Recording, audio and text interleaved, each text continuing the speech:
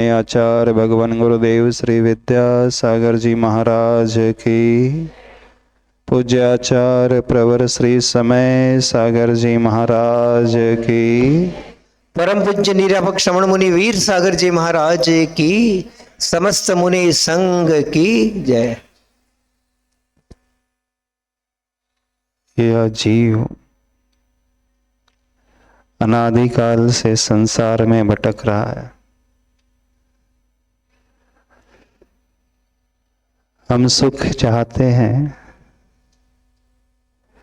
लेकिन सुख की तलाश में भटकते भटकते न जाने कितना काल बीत गया है, फिर भी वह प्राप्त नहीं कर पाए। रास्ता कौन सा है जिससे हम सुखी हो पाए? आचार्य प्रवर कुंद कुंद स्वामी जी प्रवचन सार में एक गाथा लिखते हैं। परिवज्जतु सामन्नम जदिच्छसि दुख परिमुखम। यदि दुखों से मुक्ति चाहते हो, दुखों से ऊपर उठना चाहते हो, तो हमें श्रामण्य को अंगीकार कर लेना चाहिए, अर्थात दीक्षा ग्रहण कर लेना चाहिए। अब विशेष बात समझने की कोशिश करना। आचार्य भगवान ने यह नहीं कहा कि यदि सुख पाना चाहते हो तो श्रामण्य ग्रहण कर लो। उन्होंने कहा दुखों से मुक्ति की आकांक्षा यदि आपकी है तो श्रामण्य आपके भीतर आ जाए। इसलिए कहा है क्योंकि हम सबका परिचय सिर्फ दुख से ही है। हर इंसान, हर जीव यहाँ संसार में बड़ा परेशान, बड़ा दुखी है, और वह सिर्फ एक ही चाहता है, एक ही भावना रखता है, प्रभु वह दिन मेरे जीवन में कब आए जब दुखों से मैं मुक्ति को प्राप्त कर लूं। और जैसे ही दुख छूट जाते हैं तो सुख अपने आप प्राप्त हो जाता है। आप लोग भी दुखों से मुक्ति चाहते हो? रास्ता कौन सा है? दीक्षा ग्रहण करना होगा। कितने लोग दीक्षा लेने को तैयार है?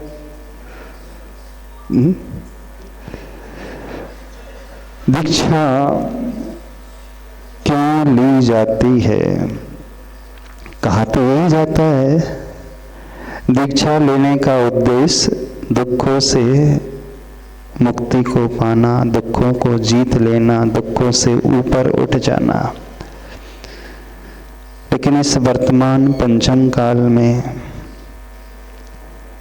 आज हर जगह बहुत सारे लोग इस मार्ग में बढ़ रहे हैं। हमें याद है वो दिन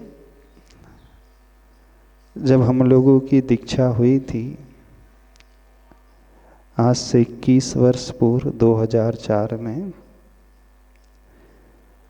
दीक्षा लेने के पश्चात कुछ ही दिन बीते थे, कुछ पढ़ा लिखा वर्ग हमारे पास आया। मेट्रो सिटीज में रहने वाले थे वे लोग।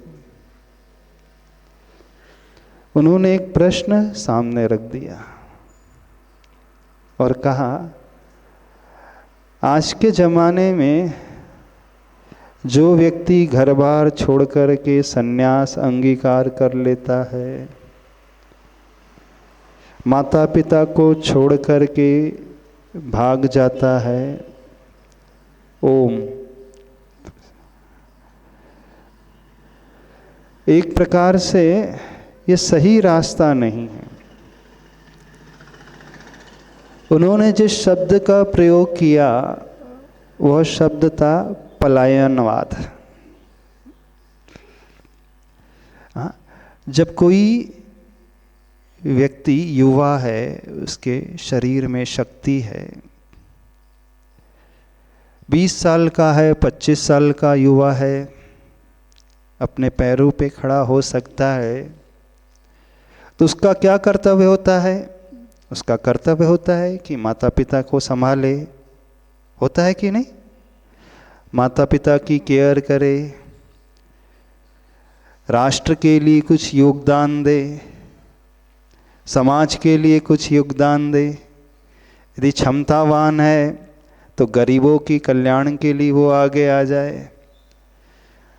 ऐसा तो कार्य सही कार्य माना जाता है, लेकिन इसे छोड़ कर के, घर बार को छोड़ कर के, माँ बाप को छोड़ कर के, समाज को छोड़ कर के, राष्ट्र को छोड़ कर के, जब पूरे शरीर में ताकत रहती है, वह कुछ क्रिएटिव कर सकता है, कुछ अच्छा कर सकता है, और इन्हें छोड़ कर के वो जंगल की ओर चला जाए, संन्यास ग्रहण कर ले, तो क्या पलायनवाद नहीं है? ये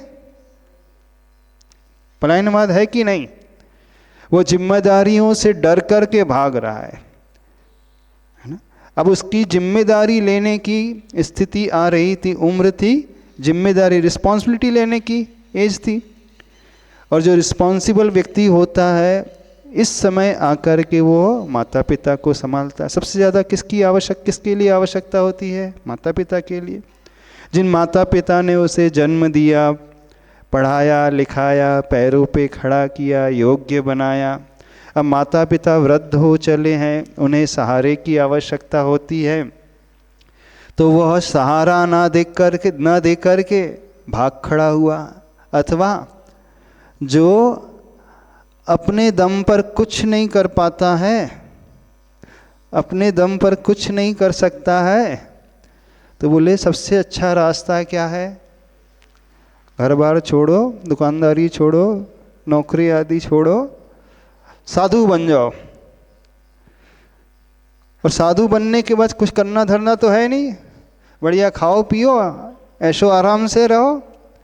यानी जो अकर्मण्य होता है, जो जिंदगी में कुछ नहीं कर सकता है, वो साधु बनता है।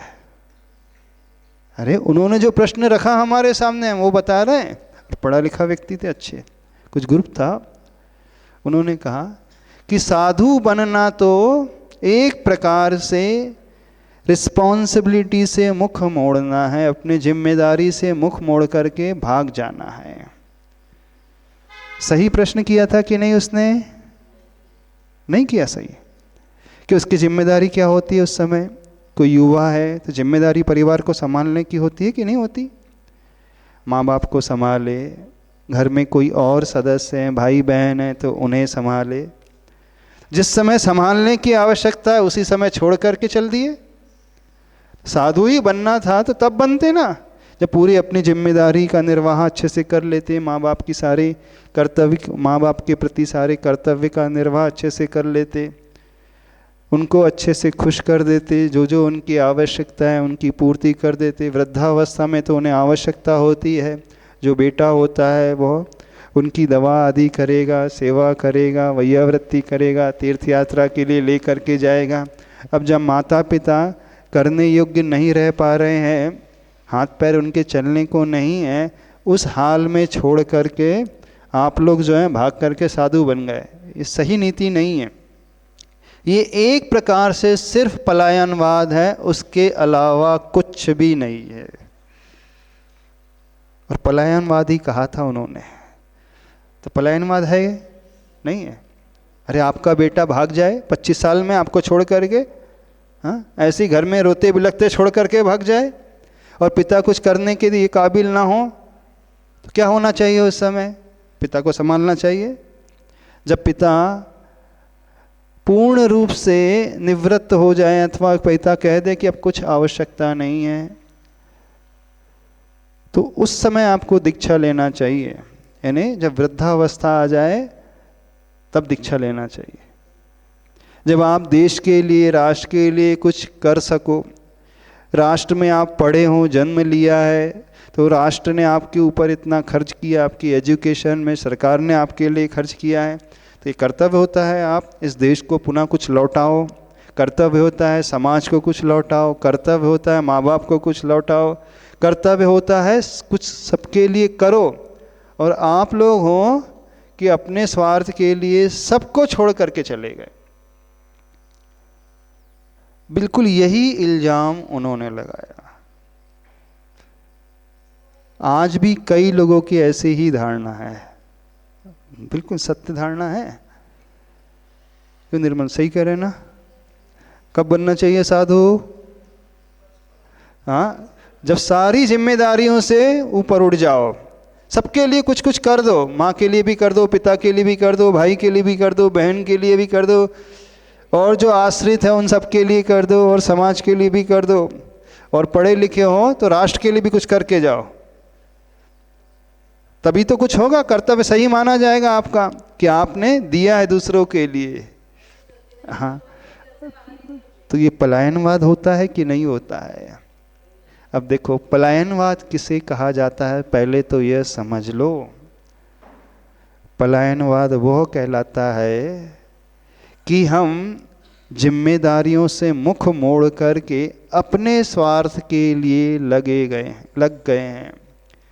जैसे कोई व्यक्ति बीमार हो जाए, उसे बहुत बड़ा घाव हो जाए, और उस घाव के इलाज को कैसे किया जाता है? डॉक्टर कैसे करता है उसका ऑपरेशन? उसमें चीरा लगाता है, चीरा लगाता है तो उसको सुन्न किया जाता है, कष्ट सहन करना पड़ता है। अब पीड़ा होगी उस कष्ट सहन करने में, उससे अच्छा उस घाव को ऐसे ही पालते जाओ।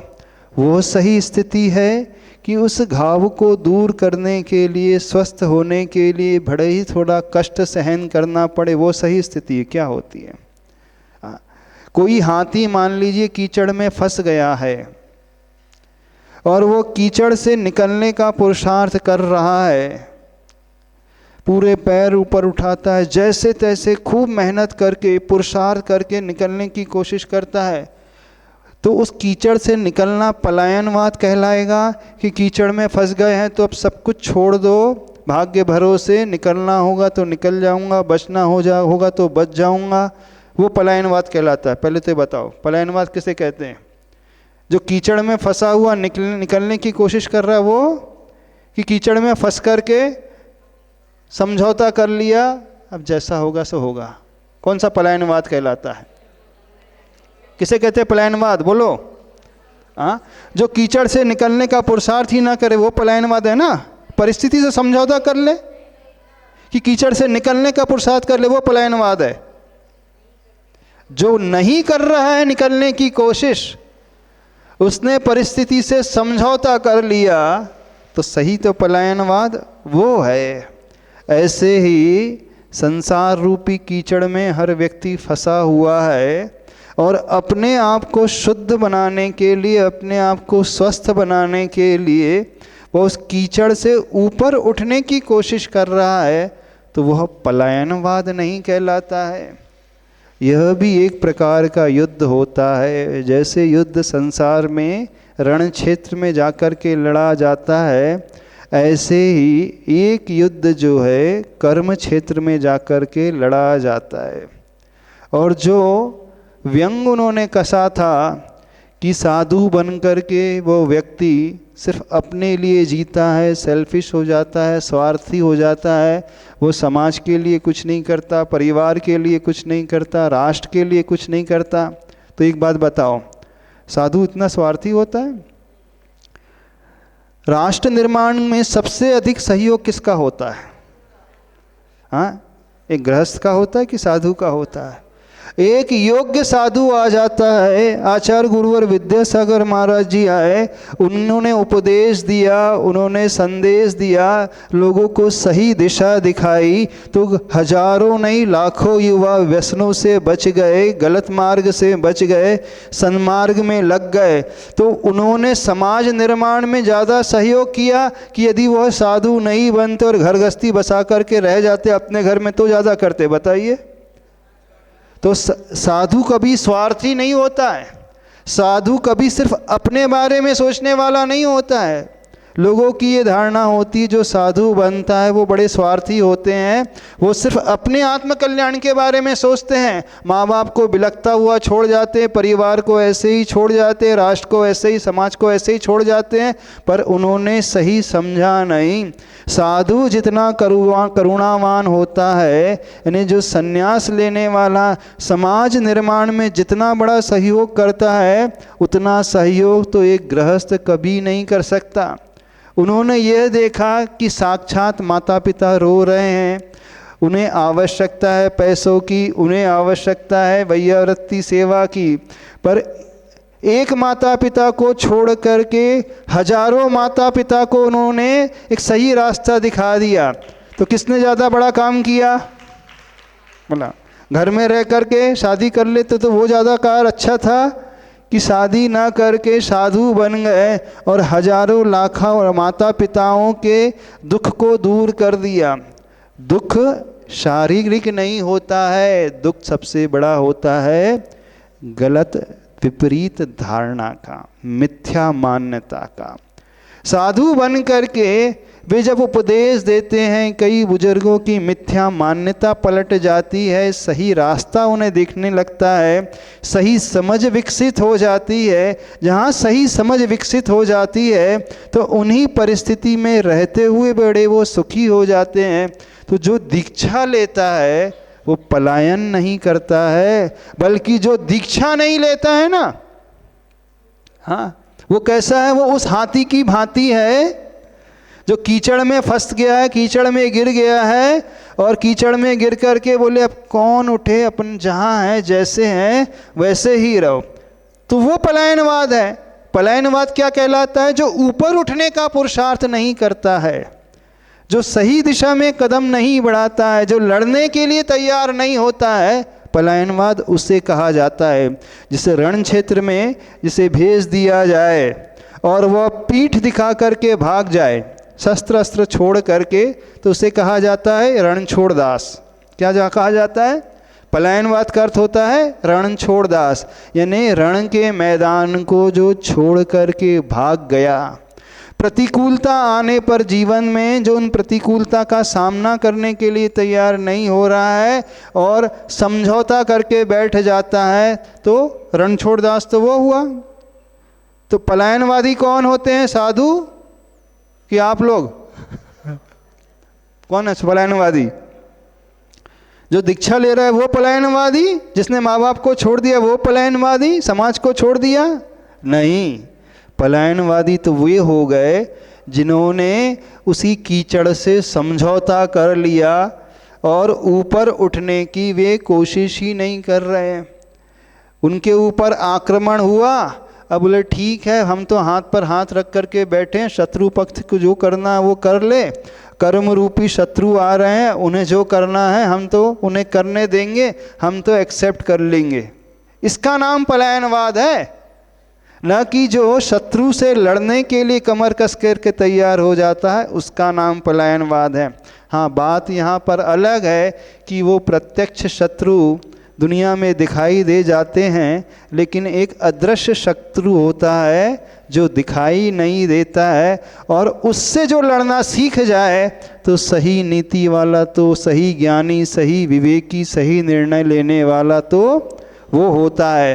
तो पहले एक समझ लो इस विषय को, खासकर आज के पढ़े लिखे वर्गों से हम कहना चाहते हैं, क्योंकि बहुत सारे लिटरेट लोगों की ये धारणा है यंग एज में यदि कोई व्यक्ति दीक्षा ग्रहण कर रहा है तो वो मैदान छोड़ करके भाग रहा है, वो जिम्मेदारियों से मुख मोड़ करके भाग रहा है, उसके भीतर जरा भी करुणा नहीं है, माँ बाप को छोड़ करके भाग गया, बूढ़े माँ बाप हैं, उन्हें आवश्यकता है बेटे की, तो माँ बाप को तो देखा नहीं और लग गए अपने आत्मा के कल्याण में स्वार्थी बन करके।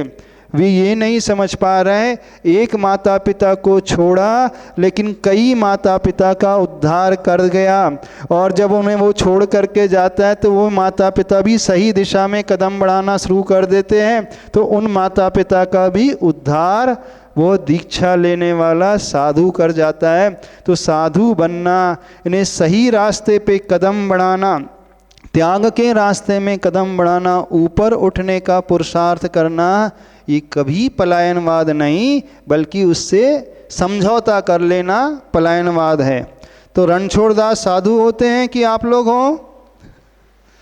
बोलिए, जो संसार में बस गया वो है रणछोड़दास।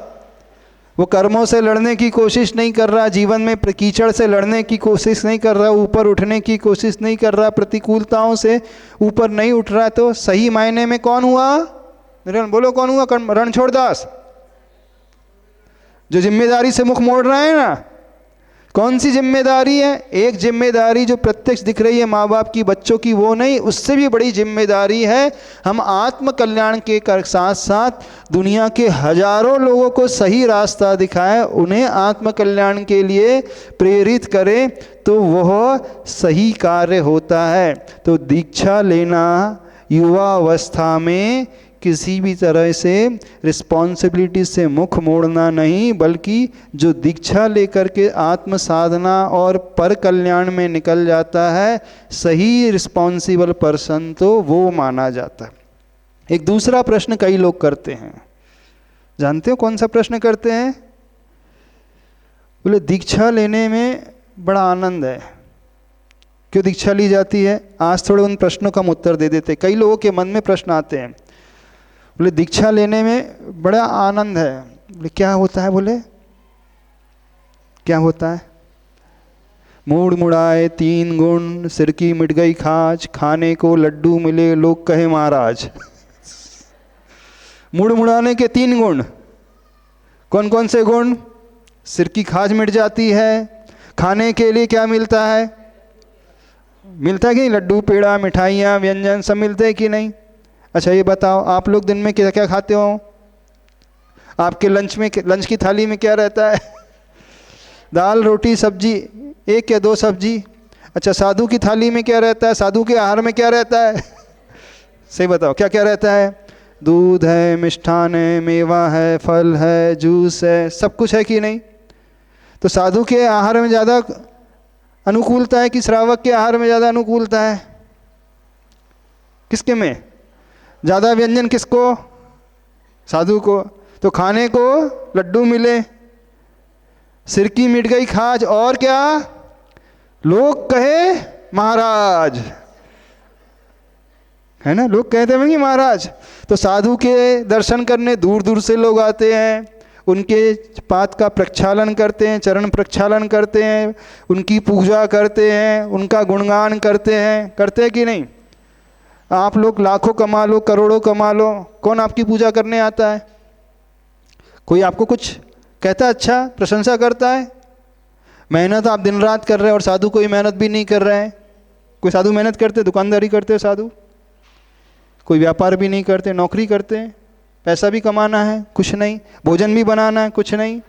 तो श्रावक जो है बेचारा सवेरे से रात तक लगा है, दिन रात एक कर रहा है, खून पसीना बहा रहा है, पैसा कमा रहा है, और फिर आहार बना करके साधु को, बहुत सारे व्यंजन बना करके साधु को आहार कराता है। तो कष्ट कौन भुगत रहा है? कष्ट कौन भुगतता है? श्रावक। साधु को जीवन में कोई कष्ट ही नहीं है, कष्ट ही नहीं है ना। पूजा मिल रही है, ख्याति, पूजा, लाभ मिल रही है कि नहीं? पूजा करने वाले, आरती उतारने वाले, सेवा करने वाले, दिन रात आगे पीछे घूमने वाले, और हाथ जोड़ करके खड़े रहने वाले, नमोस्तु करने वाले, और सर की खाट से वैसी मिट जाती है और नाम हो जाता है कि नहीं? अच्छा बताओ, आप कितना भी कर लो, कितना भी कमा लो, कितने लोग आपके पास आएंगे? कितने लोग आपको सुनेंगे? बताओ। आप प्रवचन करने बैठ जाओ, कितने लोग सुनने के लिए बैठेंगे? कोई नहीं होगा। साधु बैठ जाएंगे प्रवचन करने तो कई लोग सुनेंगे, साधु का गुणगान करेंगे, जय जयकार करेंगे। आपकी जय जयकार करेंगे? आपका बेटा आपकी जय जयकार नहीं करता है, बेटी जय जयकार नहीं करती, जिसके लिए सारी आप व्यवस्था करते हो, उसकी शादी कर देते हो, बेटे को दुकानदारी करा देते हो, वो भी नहीं करता है, और साधु की जय जयकार सारी दुनिया कर रही है। तो साधु बनना अच्छा है कि नहीं? कौन सा फायदे का सौदा है कि नहीं? बढ़िया। तो एक तर्क ये भी उठता है, साधु बनने में आराम ही आराम, नाम ही नाम, प्रशंसा ही प्रशंसा, और सबसे बड़ी विशेषता काम धाम कुछ नहीं करना, बैठे रहो, कोई मेहनत नहीं, कोई पुरुषार्थ नहीं, अर्थ पुरुषार्थ करना पड़ता है। और आप लोगों को इतनी मेहनत करता है, एक हाथ से मेहनत करना पड़ता है, एक हाथ से आप भोजन करते हो, साधु दो दो हाथ से कर रहा है। आपको खिलाने वाले कितने लोग रहते हैं? एक भी नहीं रहता, टिफिन लग जाता, खा लेना हम जा रहे हैं।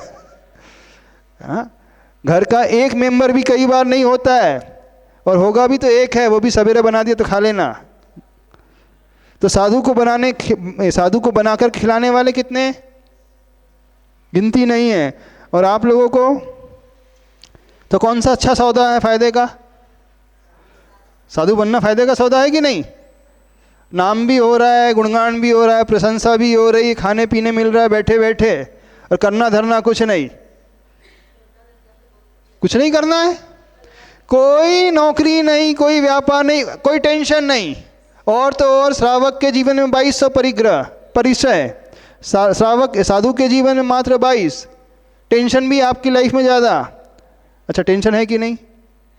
बेटा है तो उसकी टेंशन, बेटी है तो शादी की टेंशन, बेटा है तो उसकी नौकरी की टेंशन है, दुकानदारी की टेंशन है, समाज की टेंशन है, रिश्तेदारों की टेंशन है, शरीर की टेंशन है, बीमारी की टेंशन है। बीमार हो जाओ तो कौन आपको हॉस्पिटल लेकर के जाएगा?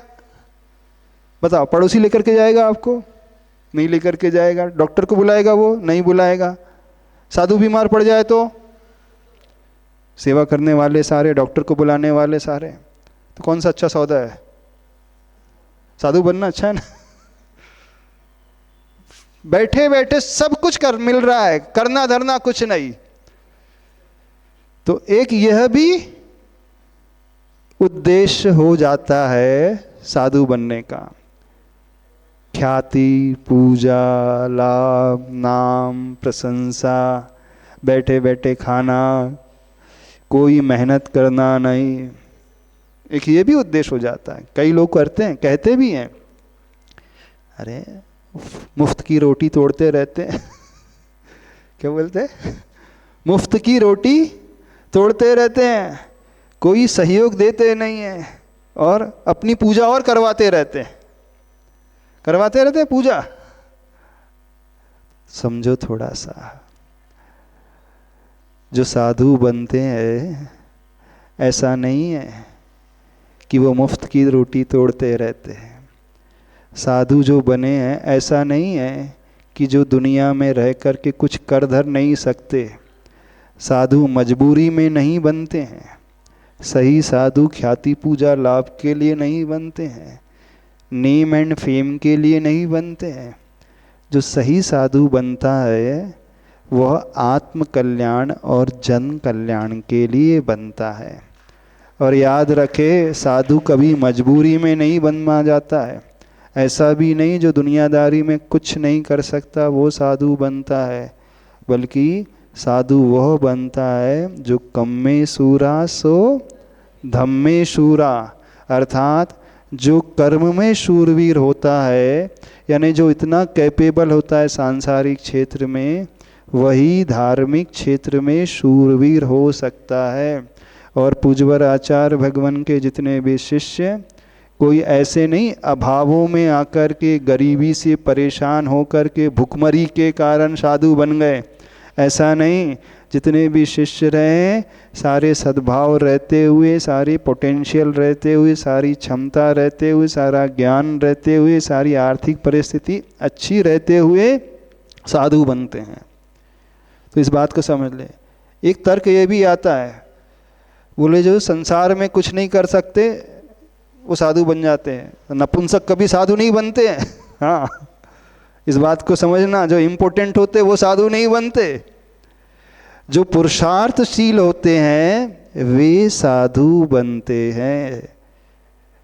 एक और प्रश्न हमसे किया गया, बोले आजकल साधु का ट्रेंड चल रहा है जैसे कई ट्रेंड चलते ना, बोले अलग अलग फेस चलते हैं, तो बोले आजकल बोले साधु बनने का ट्रेंड बहुत चल रहा है, जोरों पे चमा हुआ है। बोले जो देखो वही साधु बन रहा है। तो बोले गतानुगतिकता, कई साधु ऐसे बन जाते हैं देखा देखी। गतानुगतिकता समझते हो? देखा देखी समझते हो? यानी कि हमारा मित्र साधु बन गया है तो चलो अपन भी साधु बन जाते हैं।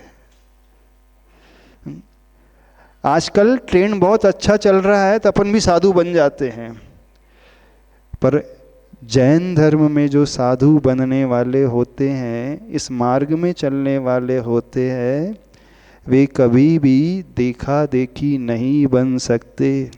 अरे जो दिगंबर साधु होते हैं वे कैसे होते हैं?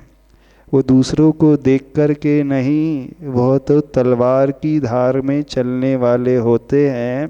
वे नपुंसक नहीं होते हैं, वे तो वैराग्य से भरे हुए होते हैं और आत्म संयम को पालन करने वाले, आत्मानुशासन करने वाले, अपनी इंद्रिय और मन के ऊपर विजय करने वाले होते हैं।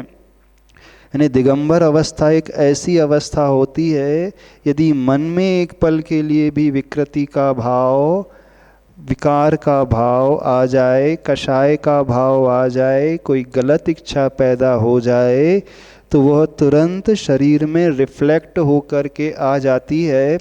इसलिए जो दिगंबर साधु होते हैं वह तो बाहर से और भीतर से बिल्कुल एक जैसे होते हैं, लेकिन अन्य साधु के बारे में डाउटफुल हो सकता है, क्योंकि उनके शरीर में आवरण होता है, शरीर छिपा हुआ होता है, और जहाँ आवरण होता है तो मन की विकृति दुनिया के सामने नहीं आती। पर दिगंबर साधु के साथ बिल्कुल ऐसा नहीं है।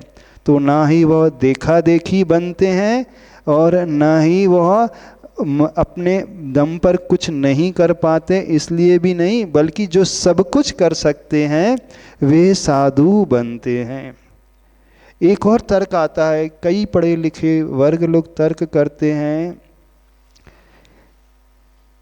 जैसे कई बार सुना जाता है ना कि बाल्यावस्था में ही वह साधु बन गए, 8 साल के, 9 साल के, 10 साल के हो गए, उन्होंने दीक्षा ले ली।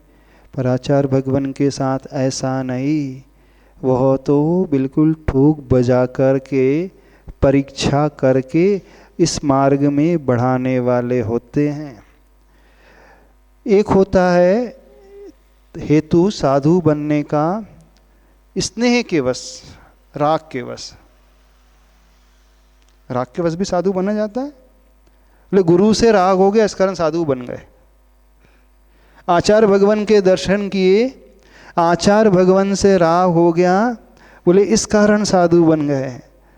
ऐसा नहीं, राग के वश तो व्यक्ति थोड़ा जुड़ सकता है, लेकिन जहाँ जीवन भर का प्रश्न आता है, जहाँ त्याग और तपस्या का प्रश्न आता है, जहाँ इस मार्ग में रहते हुए कठिन परिश्रम का प्रश्न आता है, जहाँ सर्दी और गर्मी में एक जैसे साम्य भाव रखने का प्रश्न आता है, जहाँ रोग आदि परिचय की स्थिति आने पर, विहार आदि की स्थिति आने पर, केसलोंच आदि स्थिति आने पर, वहाँ राग नहीं याद आता है, वहाँ तो सिर्फ अपना पुरुषार्थ ही नज़र आता है। तो कोई स्नेह के वश से वो इस मार्ग में कदम नहीं बढ़ाते हैं। न स्नेहाच्छरणं प्रयान्ति भगवन् पादद्वयं ते प्रजः हेतुस्तत्र विचित्र दुख निचयः संसार घोरार्णवः। क्या हेतु है साधु बनने का? अभी जिन हेतुओं को हम गिना रहे हैं, जिन कारणों को हम गिना रहे हैं, थोड़ा सा पॉइंट आउट करते जाना। पहला कारण कौन सा दिखाया? ये पलायनवाद नहीं है। दूसरा का निमित्त हेतु क्या बताया? भोगों के लिए नहीं, ख्याति पूजा लाभ के लिए नहीं, नाम के लिए नहीं बनते हैं। तीसरा, जो संसार में कुछ कर धर नहीं सकते हैं, अर्थात जिनके हाथों में दम नहीं रहता है, जो अर्थ पुरुषार्थ नहीं कर सकते। कुछ लोग ये भी कटाक्ष करते हैं जो कमाई धमाई नहीं कर सकते, तो बोले बढ़िया धंधा है, बढ़िया प्रोफेशन है ना।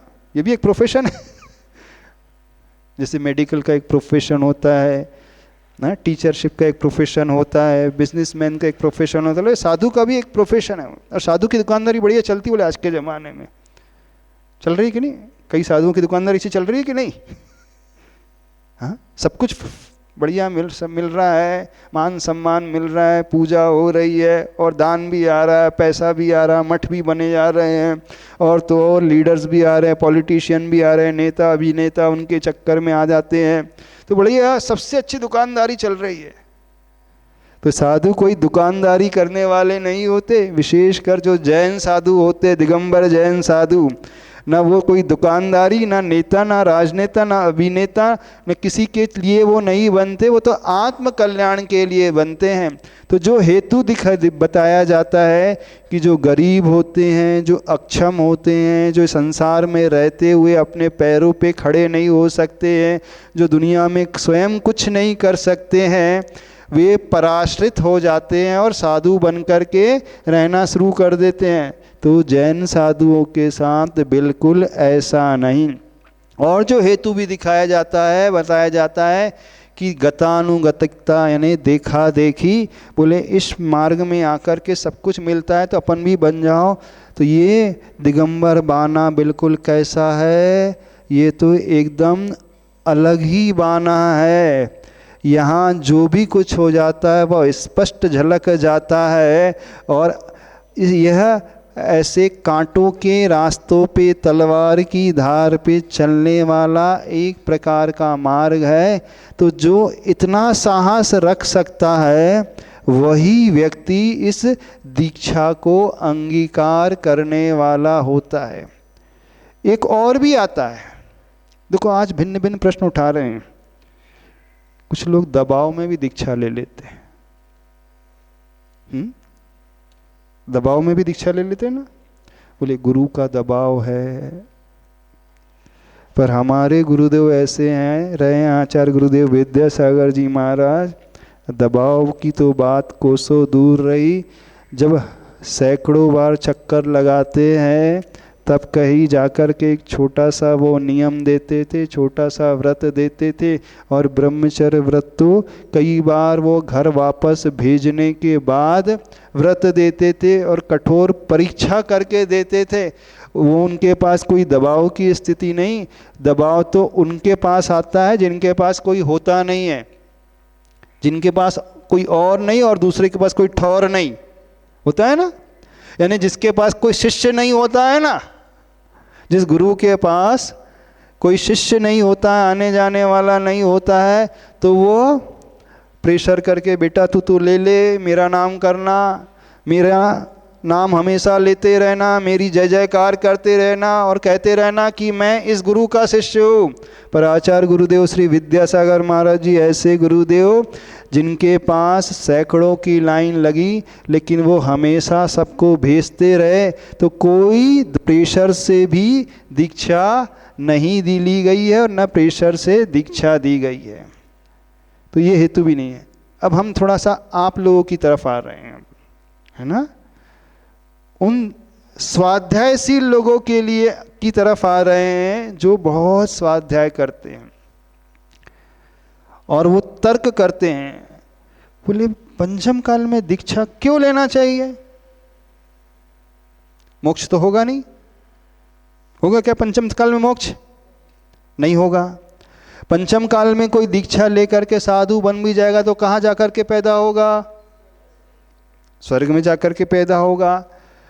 इतने कष्ट सहन करो, इतने उपवास करो, इतने शरीर को सुखाओ, इतनी पीड़ा दो और इतनी पीड़ा देने के बाद एक टाइम आहार करो, उसके बाद भी अंतराय है, इतने शारीरिक उपसर्ग हैं, शारीरिक परिचय हैं, इतने सारी विघ्न बाधाएं सहन करो और इतना कुछ करने के बाद शरीर को तपाओ, शरीर को सुखाओ, इसके बाद कहाँ पहुँचते हैं? स्वर्ग में। और बिना साधु बने भी अच्छा श्रावक बन जाएगा तो कहाँ पहुँचेगा? स्वर्ग में। तो दोनों कहाँ पहुँच रहे हैं?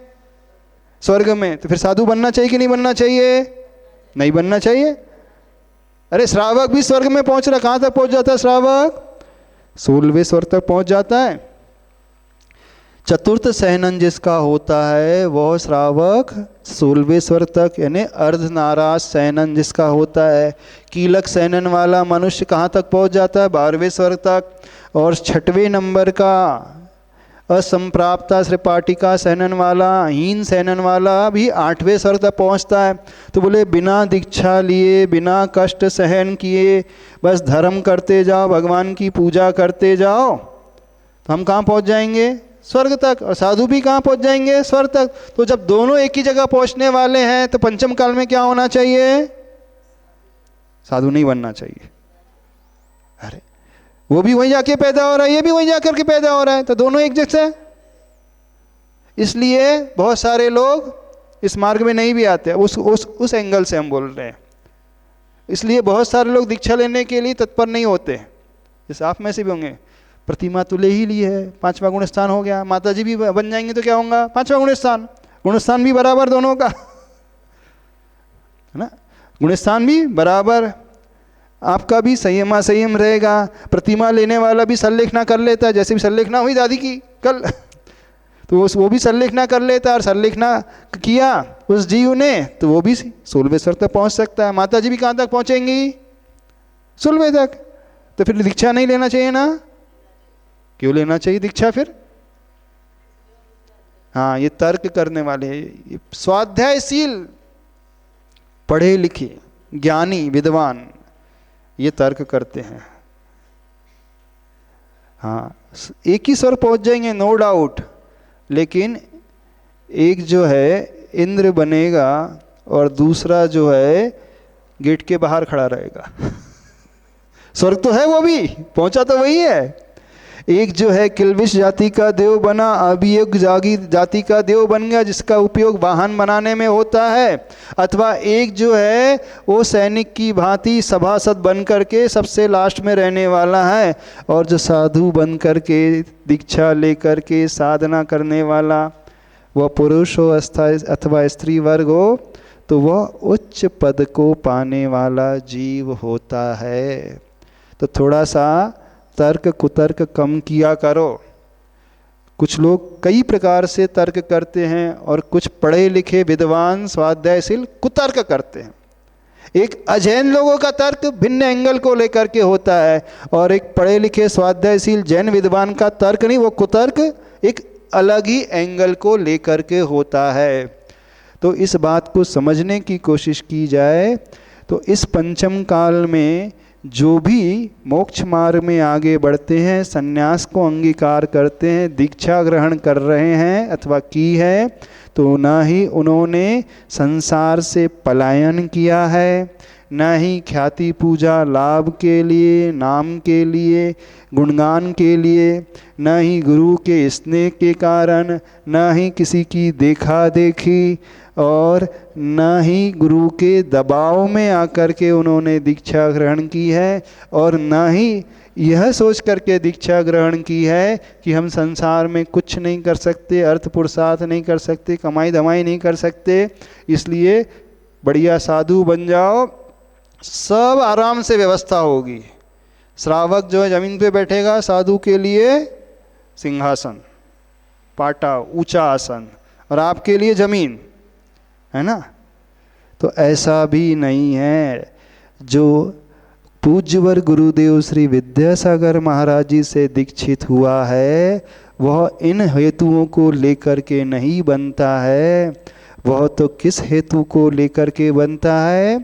पड़िवज्जदु सामन्नम जदिच्छदि दुख परिमोक्षम।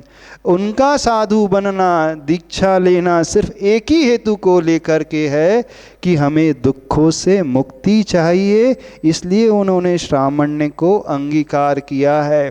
और वह जब साधु बनते हैं तो वो स्वार्थी नहीं होते हैं, सिर्फ अपने आत्म का कल्याण नहीं करते हैं, बल्कि साधु बन करके समाज के कई जीवों का कल्याण कराने में वो प्रेरक निमित्त हो जाते हैं।